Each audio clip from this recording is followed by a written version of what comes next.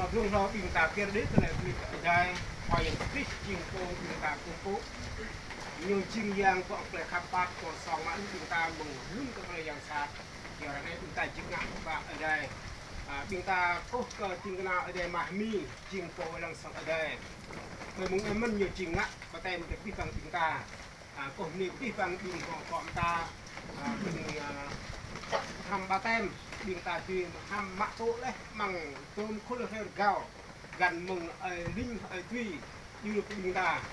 sáng mọi người nhỏ có cho bình ta kèm các bạn chích đáo bình ta bằng khoai giang bình ta ăn tổ đấy này bình ta chân nước nào bị phần ra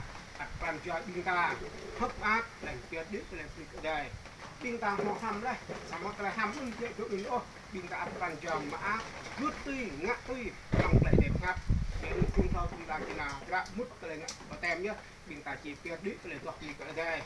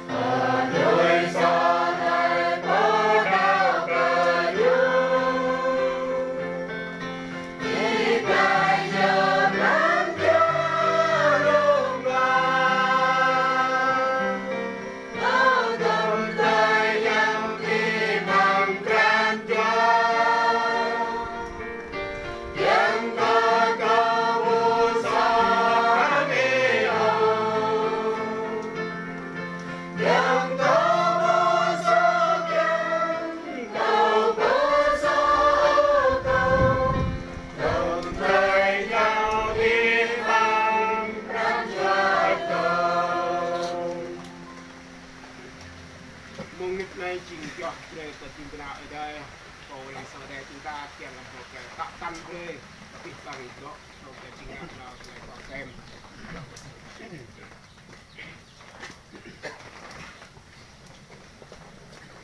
hôm nay cái bằng bị nhập rồi đây một sản đã với nhau đặc biệt là cái bằng bị không mà tem chẳng mặt mà tem mừng quạt này đập đi cái đây giờ cái bị tạo tiền mông rơi thì hầm lấy một lệ không lại dễ cả trời đáo bình ta bị ta buồn mò không có nào bị mãi nhất bị ta bị thôi luôn vì bằng trời bị ta chỉ ngạ vào này giờ cái kết bị ta không ngạ lại bị ta ngạ nhưng một là tôi giờ kết cái bị ta để trời nên như cái kết cái lại chỉ bằng bị đáo rồi nó bị ta không thâu lâu cái bị ta chỉ mò để ngạ vào tem bằng vật này đi cái đây sa chuột này ta thì như không mò từ trong thì cái bị ta bị đi nào chịu sa chuột chỉ đài ô cái là không pro đi để được sao mà tại vì ta kêu bị pro đi nên chỉ người ta không tâm tại đẹp nhau này là không ngã tôi hàng phước lại đẹp nhau thì như bị ta không mò tại cắt co càng cờ bị ta ship bị ta vô thì phát thì tiếp là để ngã về cờ vọng nợ đây thì một là tôi vừa bóc mà tôi phải vài năm sao mà pro thì người ta không ngã nó chỉ để không mạ tốt là tên cái này mà giờ bị mồ năm lên càng mà người ta sang giang tôi rơi là đi mồ mạ tốt lên để không mình tôi phải gạo mình có đạo với mắt thì thâu cân giờ mà yếu là do mình tập là để tay người ta cầm răm cầm mốc mình phải đi có thể đưa ta chỉ đi nuôi một là cặp cò hàng tạ hàng ơi đã khoai giang phục lá chúng ta để một nun người ta tìm tiếp tục do cái tập luận luận mình bây hôm nay cô chỉ rất ngắn lăng là hồ mất đây bom ta người ta bùn một bom ta cái này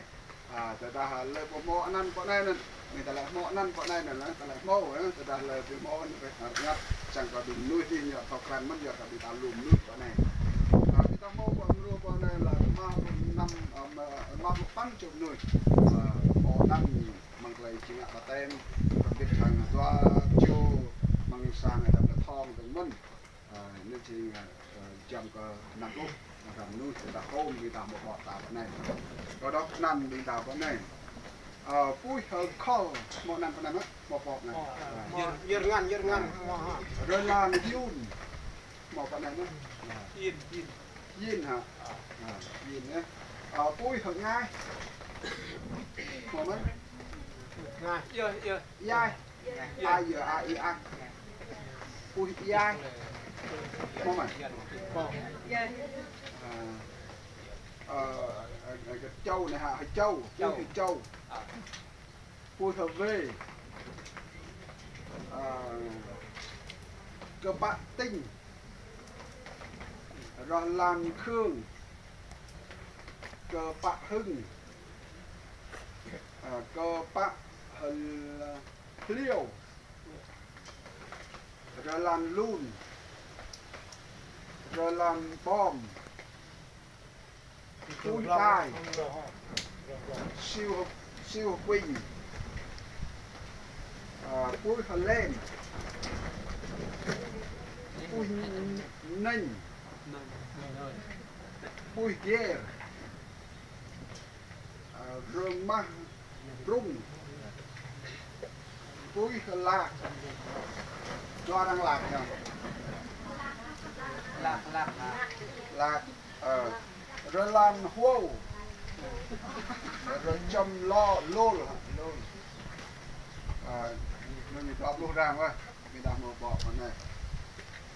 bao tôi rồi châm ký rồi làm rất rồi làm tiếng tôi bóp bóp rồi mắc xem lên chắc mất mọi lần lên chân tất lên chúng ta còn 5 phút lên ra rằng có so rồi bên rồi mắc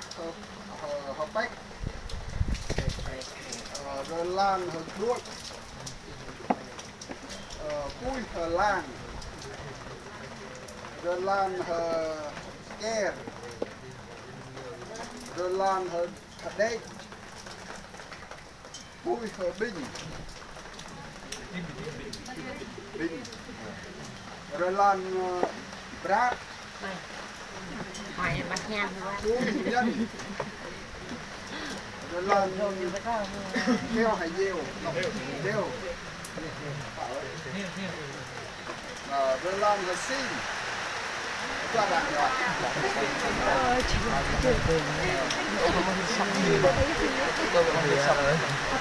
Roma Nheo. Nung. Roma xin. Là địa nằm chạy. Phải xin. Ui Giang. Giang. Ui Giang. Ui Giang. Ở đây Trần Đi. Các bạn đi. Trình đoà ở đây.